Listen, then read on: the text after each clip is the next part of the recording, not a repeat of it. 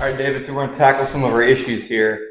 So, step one, because this club face, you got this wrist bowed at the top, this club face is really shut. I really want to keep that wrist angle because it's a really good shallowing move, right? If I have a bowed wrist and I take it down, watch how that shaft shallows. So, because I like the wrist angle, but I don't like the club face angle, what we're going to do is we're going to weaken the grip just a touch. So, right now you're moderately strong. I wouldn't say super strong. But let's move this over to where we get the V on our wrist pointed at least at the middle of our chest, if not closer to our lead shoulder, kind of our lead pec here. When I look down, I can see one and maybe half of a knuckle. Whereas when you look down, I'll be able to bet you can see 2 to 2.5 knuckles. So let's move it over, rotate it towards the target so we can see 1.5 knuckles there. And then it wouldn't hurt either because I kind of see your hand coming off the club. Let's get this hand, your trail hand, a little bit stronger, right? So kind of get your lifeline covering your thumb there. And that should have this V pointed in the middle of your chest, maybe just also a little bit in front of it. So what that'll do is it'll allow you to keep your bowed wrist at the top, right? But it'll have the club face in a touch better position. Next, what we want to do is, because you make such a really good turn, but you don't let the hands go with it, you get this really big turn, but your hands are super high. Pretty accurate here. So your hands are over your toes rather than being more behind you, giving you some rotational freedom. Just notice what happens is if I have these really high hands, right, and I try to rotate, well, my hands are already way out in front of me. All I can do is tilt back and flip with that high follow through, which is what you're trying to fix there. So the next thing we want to do is get these hands moving more inside on the takeaway, feeling like they're almost going over your heel rather than so high and outside, right? Get these hands moving a little bit more inside. And at the top, as we fold this trail arm, you already do a great job of doing that. But as we fold it, let's try to feel like the hands are more over our heel at the top of our swing rather than so far out in front of us, right? So it'll be more back here. So a good feel for that is right now your hands are above your shoulder line, right?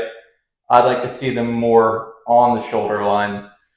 So a good feel, if we can exaggerate it, is for like to keep this lead arm, under your shoulder, right? Rather than so high above it, keep your lead arm under your shoulder as you turn. So this would be you. Let's get it more under the shoulder. And that right there should already help influence the shaft angle from so far laid off. It should help it get a little bit more vertical. The next step we can do is allow these hands to get a little bit more vertical rather than so laid off. So the next thing we're going to do here is in our takeaway, you bring the hands outside and your club head's already inside. That's where we get these high laid off hands. Let's feel like we keep the club outside our hands as we bring the hands inside. This would be an exaggeration, but this is kind of the feel I want you to have. Keep these hands inside the club head. And a really good feel here is you have your forearms, right? And let's say you had a bucket of water. Well, this would be dumping the bucket of water behind you. Let's feel like you keep these forearms closed longer and dump this water in front of you. Like that, rather than getting this water thrown behind you so early. So these forearms closed while keeping the hands more inside you and club head outside.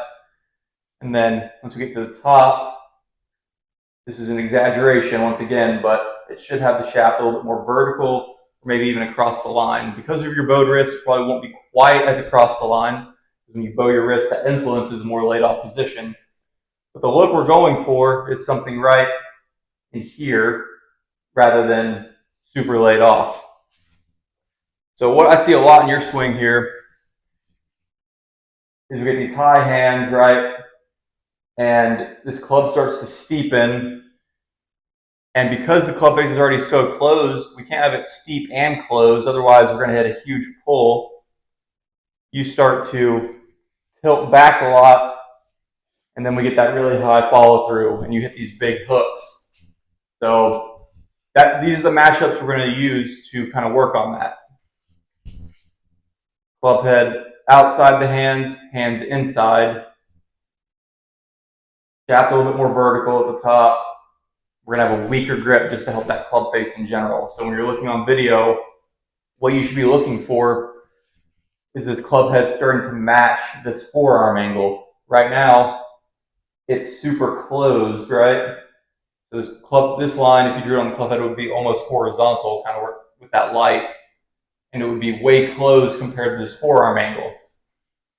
So once we get into this position, we can start to work on a little bit of rotation and have the shaft kick behind you, have you rotate a little bit better. I think I'll get you hitting some nice draws rather than these big hooks and pulls that you're hitting right now, all right? So I'm gonna give you some drills in the next video. That's what I want you to work on.